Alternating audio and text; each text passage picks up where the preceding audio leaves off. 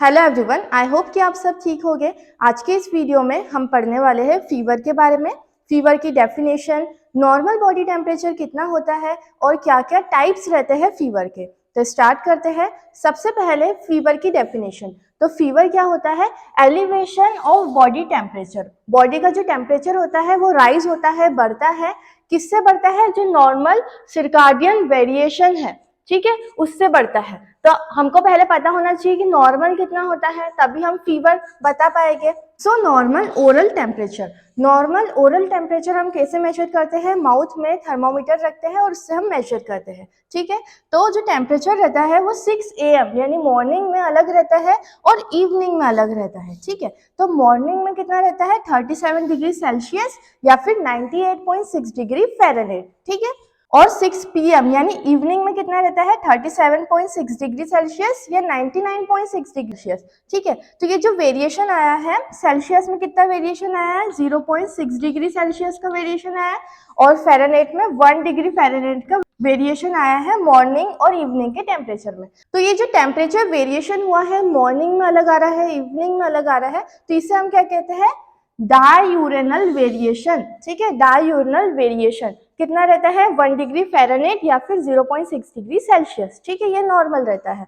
और ये क्यों हो रहा है? ये टेम्परेचर वेरिएशन क्यों आ रहा है? ये इसलिए आता है क्योंकि मॉर्निंग में हम सो के उठते हैं तो हमारी कोई एक्टिविटी नहीं रहती है स्केलेटल मसल्स की। तो इवनिंग तक स्केलेटल मसल्स की एक्टिविटी होती है। अगर मसल्स एक्टिविटी करेंगी तो एटीपी रिलीज होगा, एनर्जी रिलीज होगी, टेम्परेचर राइज होगा, इसलिए स्केलेटल मसल की एक्टिविटी बढ़ती है, इसलिए डाययूरेनल वेरिएशन आता है। साथ में जो BMR है बॉडी का वो भी इंक्रीज होता है इवनिंग तक के। तो नॉर्मल डाययूरेनल वेरिएशन, ठीक है। एक प्लस पॉइंट मैं आप लोग को और बताती हूँ कि अगर सेल्सियस में टेम्परेचर दिया है तो आप उसको फ़ारेनहाइट में कैसे कन्वर्ट करेंगे। तो उसका फॉर्मूला होता है, सपोज आपको 35 डिग्री सेल्सियस दिया हुआ है, आपको इसको फ़ारेनहाइट में कन्वर्ट करना है, तो आप कैसे करेंगे?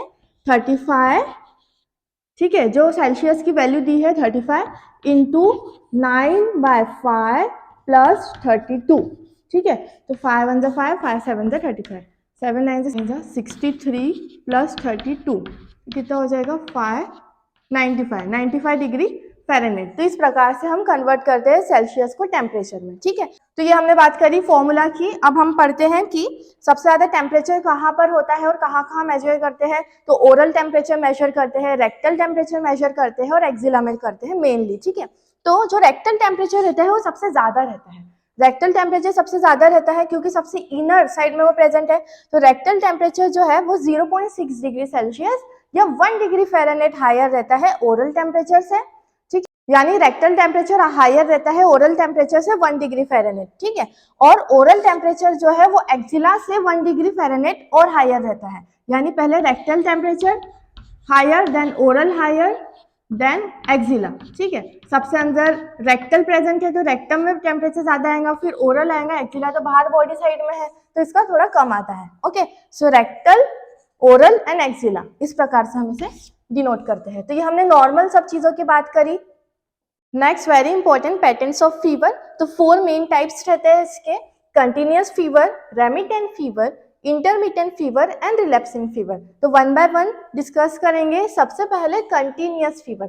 वर्ड से आप समझ सकते हैं ऐसा फीवर जो कि बना हुआ है, कंटिन्यूअस है, ठीक है। तो ये टेम्परेचर एलिवेटेड रहता है, ठीक है, नॉर्मल टेम्परेचर से एलिवेटेड रहेगा, लेकिन ये बेस लाइन को कभी भी टच नहीं करता है, ठीक है। हम ये ग्राफ से समझते हैं। ये एक्सिस आपका टेम्परेचर है और ये वाला एक्सिस आपका डे, ठीक है। फर्स्ट डे का morning AM and evening PM, ठीक है। सेकेंड डे का morning AM and evening PM, okay. तो ऐसे कंटिन्यूस हो रहा है। अब ये टेम्परेचर का ग्राफ कैसे ड्रॉ करेंगे हम कि ये कभी भी बेस लाइन को टच नहीं करेगा, ठीक है। ये हमारा स्केल है मेजरमेंट का, तो ये कभी भी यहाँ बेस लाइन को टच नहीं करेगा। बेस लाइन यानी नॉर्मल बॉडी टेम्परेचर कितना है? 37.6 डिग्री सेल्सियस। तो ये नॉर्मल बेसलाइन को कभी भी टेम्परेचर टच नहीं करता है और बढ़ा हुआ रहता है थोड़ा सा, लेकिन जो फ्लक्चुएशन है वो कभी भी 0.6 डिग्री सेल्सियस या 1 डिग्री फ़ारेनहाइट जो है उससे एक्सीड नहीं करता है, ठीक है। मतलब इसका ग्राफ एकदम ही टेम्परेचर से ऊपर नीचे नहीं जाएगा, इसका एकदम कंटिन्यूस बना हुआ रहेगा। सपोज मॉर्निंग में फर्स्ट डे पे हमने टेम्परेचर मेजर किया था तो वो आया था हमारा 38.6 डिग्री सेल्सियस, ठीक है।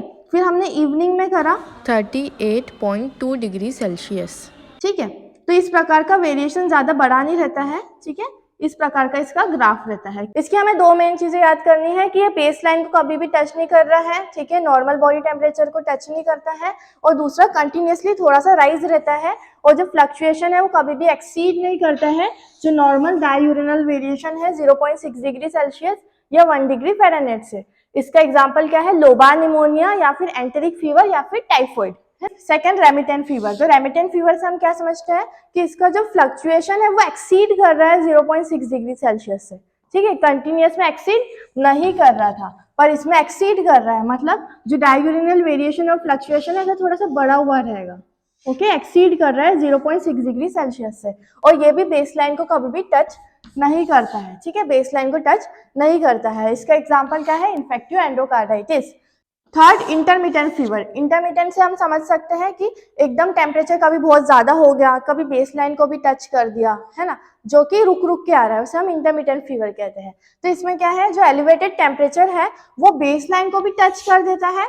Elevated temperature touches the baseline in between hectic and septic type of fever, है ना। Hectic and septic type of fever किसे कहते हैं, जिसमें सेप्सिस हो रहा हो, जिसमें बहुत ज्यादा इन्फेक्शियस कंडीशन हो, जैसे कि मलेरिया हो गया, है ना, और जैसे मलेरिया आप लोगों को पता है कि आरबीसी को इन्फेक्ट करता है और सेप्टिक कंडीशन डेवलप होती है।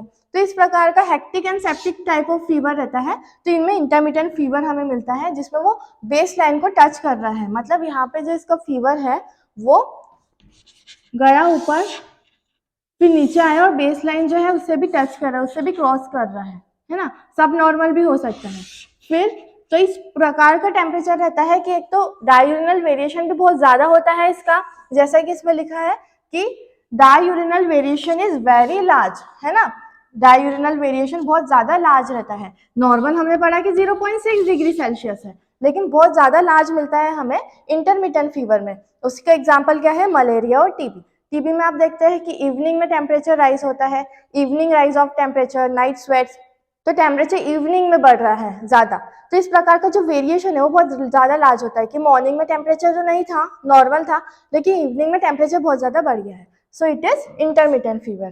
Fourth and last is relapsing fever. तो ठीक है, आप वर्ड से समझ सकते हैं, रिलैप्स यानी वापस आ रहा है, ठीक है। तो फीवर इसका वापस आता है, जैसे कि मंडे को फीवर था, ट्यूसडे को था, वेडनेसडे को नहीं रहा उसे फीवर, थर्सडे को रहा, फ्राइडे को रहा, तो फीवर रहा, फीवर नहीं रहा। तो इसकी डेफिनेशन हम देखते हैं, फेब्राइल एपिसोड। फेब्राइल एपिसोड यानी फेब्राइल का मतलब क्या होता है, फीवर। तो फीवर के जो एपिसोड है वो सेपरेटेड रहते हैं नॉर्मल बॉडी टेम्परेचर से फॉर मोर देन 1 डे, ठीक है, एक दिन या एक से ज्यादा दिन तक के नॉर्मल टेम्परेचर रहेगा, फिर फीवर आएगा पेशेंट को, फिर नॉर्मल टेम्परेचर। तो इस प्रकार का अगर हमको मिलता है तो हम उसे रिलैप्सिंग फीवर कहते हैं, ठीक है। तो इसका ग्राफ हम देखेंगे कि एक दिन तो उसको फीवर था ही नहीं मंडे को, ठीक है, फिर एक दिन फीवर आया, फिर से फीवर रहा, ट्यूसडे को भी, थर्सडे को भी फीवर रहा, लेकिन फ्राइडे को फीवर नहीं रहा।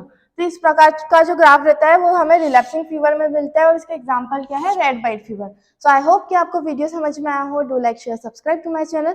Thank you for watching.